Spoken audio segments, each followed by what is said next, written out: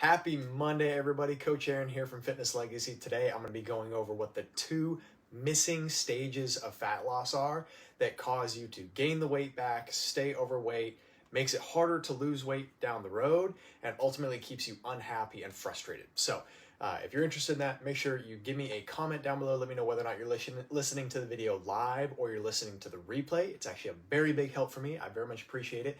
And let's go ahead and dive on in. So, the 3 stages of fat loss. Sorry, I'm trying to figure out the shadow also.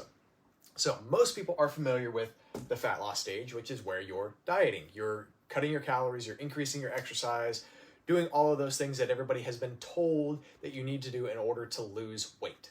And this is really the only stage that most people know. There are 2 missing stages that if you don't work these in properly, if you forget about these, or if you don't give them their due diligence, then you are doomed to be frustrated and doomed to start having a more and more difficult time every single time that you try to diet. And it's probably the reason why you have to have multiple occasions of dieting. Most people don't realize, but America actually does not have a weight loss program. At least the vast majority of America does not.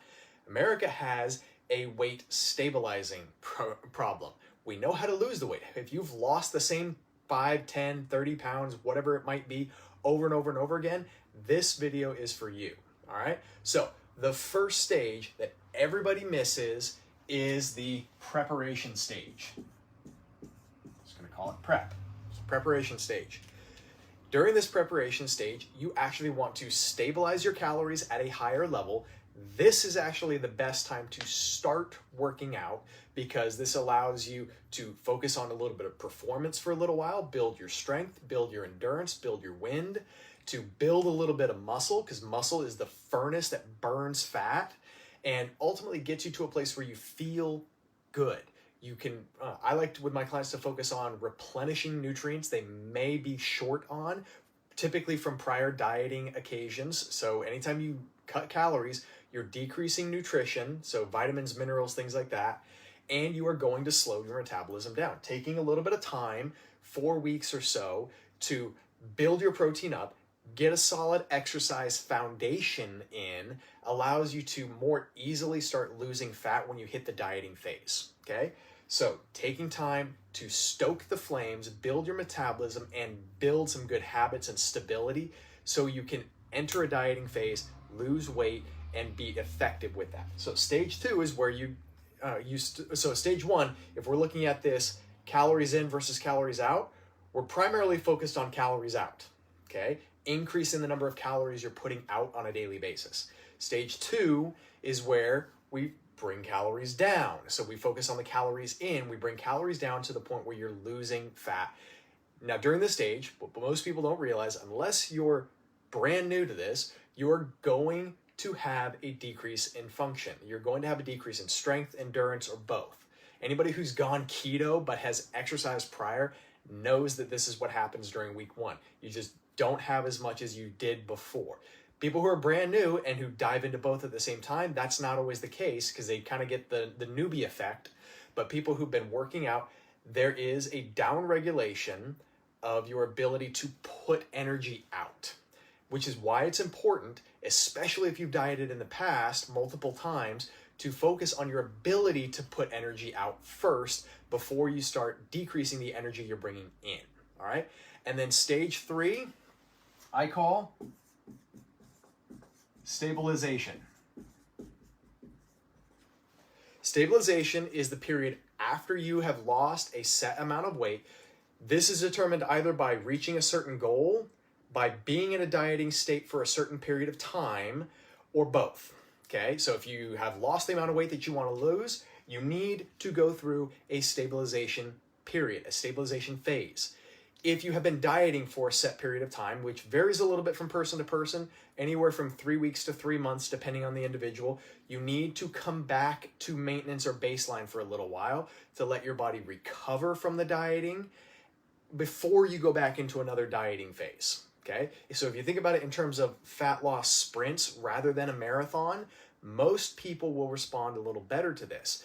A lot of research has shown if you take, for example, a 1-week diet break every 3 to 6 weeks, depending on how intensely you're dieting, these people maintain their lean mass better they lose weight more consistently and more consistently over time, so more predictably. And when they reach their target weight eventually, which typically actually does not take as long as you might think, it'll take a little longer than trying to sprint your way, marathon your way there, but it doesn't take that much longer. It's a lot easier for them to maintain it. Okay, so during this period, you either bring your calories back up some or all the way to maintenance, or if you've been dieting for a longer period of time, will take a little bit of time to work your calories back up so your body is stable. All right, people who miss preparation and miss stabilization always are wondering why their metabolism isn't functioning properly, why they did 1,200 calories before and they lost weight, and now they're doing 1,200 calories and they're not losing weight, maybe even gaining weight, or they increase their calories just a little bit and they start piling the weight back on. All right, so if this is you, do some research or reach out to me. That's what I'm here for. Happy to be everybody's resource. Now, during this prep phase, it's not uncommon that you actually don't lose weight. Some people will, some people won't. Some people will put some of the good weight, the muscle mass, back on so that they can lose weight down here when they reach phase 2. Okay? Skipping that phase because you're afraid of that is usually just digging a hole that's deeper in the beginning, deeper for you in the long run. And again, it's part of the reason why if you don't do this, maybe you will lose weight if it's your first time, or your second time, or your third time, but eventually you're going to reach a point where your body just doesn't want to give it up anymore because you've constantly pushed this button too much without healing your body from the process. Any change you ever go through, there is a preparation phase, setting your body up for the change that you're trying to achieve. Then there's pursuing the change, and then there's stabilizing, where your body acclimates to the change and the change becomes, as much as can be, permanent. All right? I hope that's helpful for you. If you would like some help or guidance along this process, this is what I do. I'd be happy to talk with you about how that process works. Otherwise, I hope this is helpful. I hope this maybe opens up some realizations about why maybe things in the past haven't worked for you, or why you might be struggling right now. That's all I've got for you. Be blessed. Coach Aaron out.